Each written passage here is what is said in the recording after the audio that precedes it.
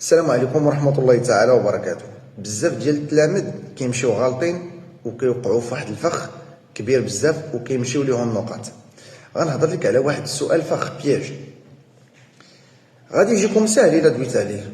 غنقول لكم العنوان ديال الدرس غتقولوا واعي اللي راه ساهل، اللي هو لي شون ليكسيكو. فين كاين الفخ؟ دابا المشكل فاش كيقول لك relève du texte 4 mots appartenant au champ lexical de la solitude مثلا. relève du texte 4 mots appartenant au champ lexical de la solitude. جبد لي من النص 4 الكلمات عندهم علاقة أو كتنتمي للحقل الدال على الوحدانية لا solitude. كاين اللي كيمشي يقرا النص وغيلقى كلمة solitude وغيكتبها.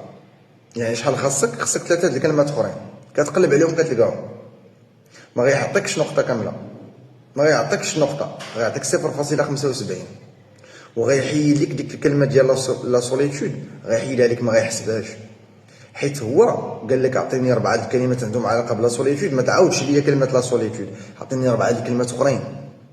هذا الخطا الاول، البياج الاول اللي كيطلع فيه التلاميذ. البياج الثاني اشنا هو؟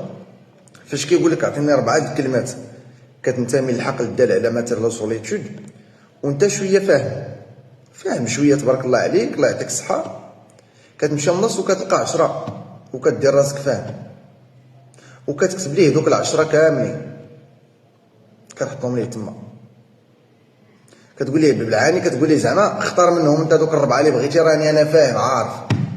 كيعطيك 0 حيت ما احترمتيش السؤال. واش قال لك 4؟ عطيه 4. انا كنقولها لك غيعطيك 0، غيعطيك 0 واخا تجاوب صحيح. ايوا عقلاش كنقول لك؟ علاش؟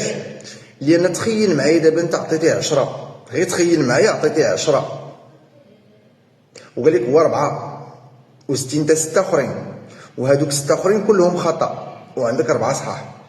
المصحح شنو غيدير؟ غياخذ لك يحسب لك دوك 4 اللي صحاح ولا دوك 6 اللي غالطين.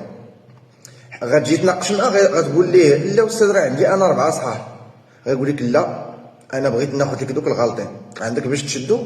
ما عندكش، حيت هو في السؤال قال لك طلب لك 4. واش فهمتوا اش بغيت نوصل لكم دابا؟ اذا نجاوب على قد السؤال.